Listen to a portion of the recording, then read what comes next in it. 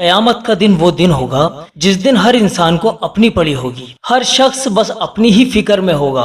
हर शख्स को यही फिक्र होगी कि आज मेरा क्या होगा। लेकिन ऐसे खतरनाक मंजर में अल्लाह ताला उस शख्स को जो कि फजर की नमाज पढ़ता है, अल्लाह ताला उस शख्स को एक रोशनी अता करेगा जिसके जरिए वो बंदा निजात पा जाएगा, यानी दोज़ख की आग से बच जाएगा। दोस्तों, जो लोग फजर की नमाज की पाबंदी करते हैं तो ऐसे लोगों के लिए कयामत के दिन खुशखबरी है, क्योंकि फजर की नमाज और इशा की नमाज ये दोनों नमाजें लोगों के लिए ऐसी हैं जिनका पढ़ना लोगों पर बहुत ज्यादा मुश्किल होता है। आका सल्लल्लाहु अलैहि वसल्लम का इरशाद है कि रात और दिन के फरिश्ते फजर की नमाज में एक साथ जमा होते हैं और वो ये देखते हैं कि कौन कौन फजर की नमाज पढ़ रहा है। जिसको भी वो फजर की नमाज पढ़ते हुए देखते हैं तो वो अल्लाह के पास जाकर उसके बारे में बताते हैं, या अल्लाह, आपका वो फला बंदा आपके सामने खड़ा था, आपको याद कर रहा था।